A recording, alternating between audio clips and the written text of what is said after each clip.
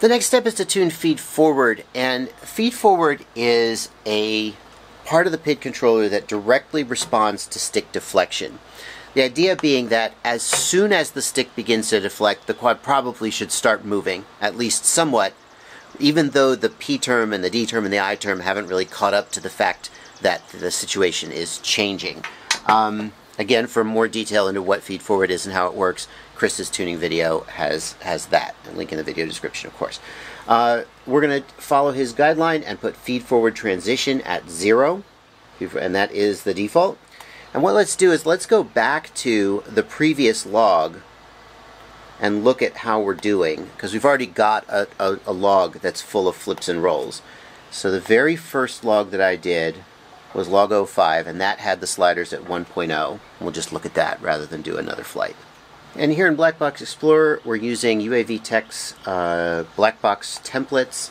We're going to go to the stick tracking. When tuning feed forward, what we want to look at are these two lines. This green line here is set point, which is how fast the quadcopter is being commanded to move, and this blue line here is the gyro, which is how fast it's actually moving. And what we want to see ideally is that they track very, very closely together. In real life, we may not be able to achieve perfect tracking, but we should be able to get it pretty close. When I begin to deflect the stick to the right, we can see that the gyro slightly lags. It takes slightly longer to catch up with the set point. And then as I center the stick, again, the gyro lags, this time a little bit more. So since the gyro is lagging the set point on roll, we would want to increase feed forward. Let's take a look at pitch, though. On pitch, it certainly looks like it's tracking very, very closely, except maybe right here at the end, but lagging a lot down here at the when I recenter the stick. Looking at yaw, it actually looks really good. The gyro and the set point lines track each other really well, even at the end of the move when I center the stick. The only thing we see here is that the gyro, the blue line, the green line set point basically zeroes out when I center the stick.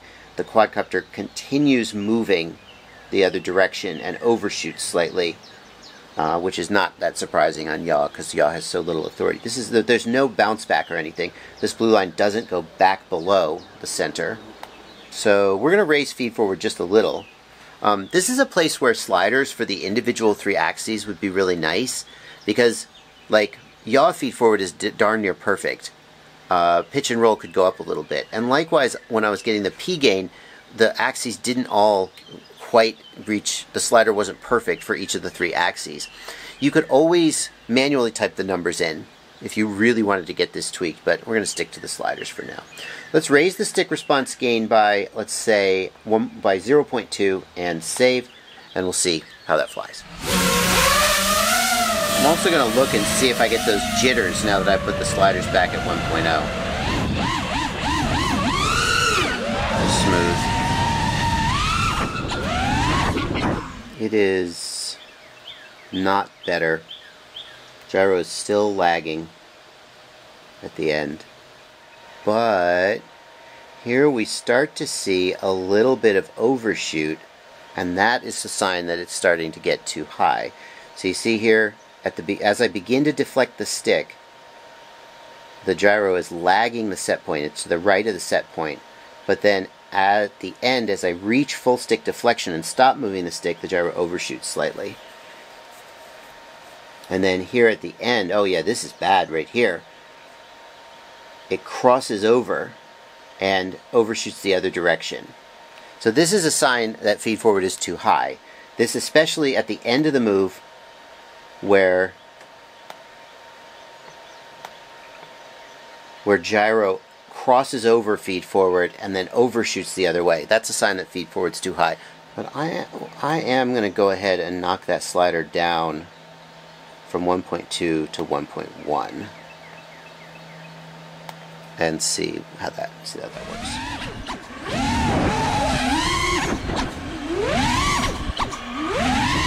Oh, Jiminy Christmas. That's a fucking gyro failing. Well guys, these are the times where you find out what you're made of. Yep, I have a gyro that is failing. This is a common issue on dual gyro boards. One of the gyros will go bad and start sending bad data, and the Betaflight has no way of knowing, and so basically all of your gyro data is kind of garbage. I have a video about how to fix this. Basically you just turn off the bad gyro and now you have a single gyro board. And in fact, after this video was done, I did that, but I hadn't quite convinced myself what to do while I was doing this, and I kind of just wanted to finish the PID tuning video.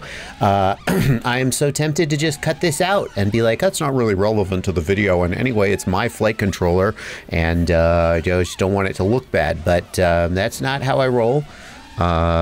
This was a brand new flight controller. It's probably got 20 or 30 flights on it, and not too many bad crashes in it.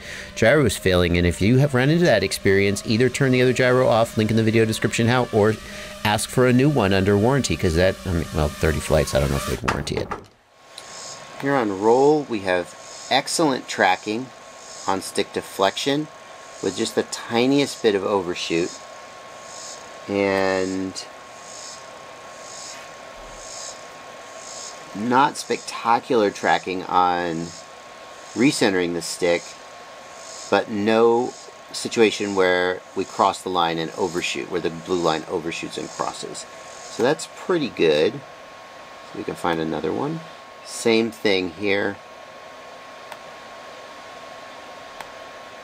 Let's do pitch. On pitch,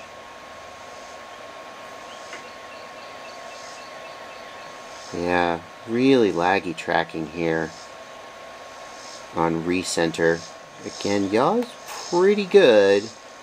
Here we see yaw overshooting slightly.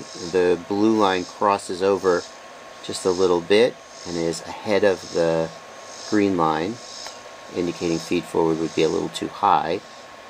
Again here, feels like yaw is just about in the right place.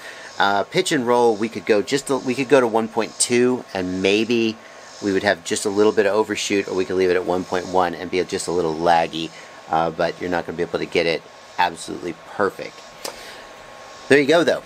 That is as far as Chris has gone in his PID tuning series, at least at the time that I'm recording this. The only thing left to tune is the I term, and I actually have a video I did a little while back, tuning Betaflight for perfect stick feel, which goes into the I term relax parameter, and specifically the I term relax cutoff, which frankly the default I gain is usually pretty good in Betaflight, because the I term relax threshold solves some of the problems that having too high of an I gain can usually have. I'll put a link to that down in the video description if you want to start playing with your I term, but of course I'm looking forward to Chris's continuation of this series where he will no doubt go into tuning the I term. Thank you so much for watching. I hope this was an educational way of kind of putting the amazing academic content that Chris is putting out into a little bit of a real-world, practical, hands-on perspective. What an amazing asset to the FPV community Chris is. I'm just lapping up every video he puts out, and I hope you are too. There's obviously links to his videos down below as well. Thank you so much for watching. Happy flying.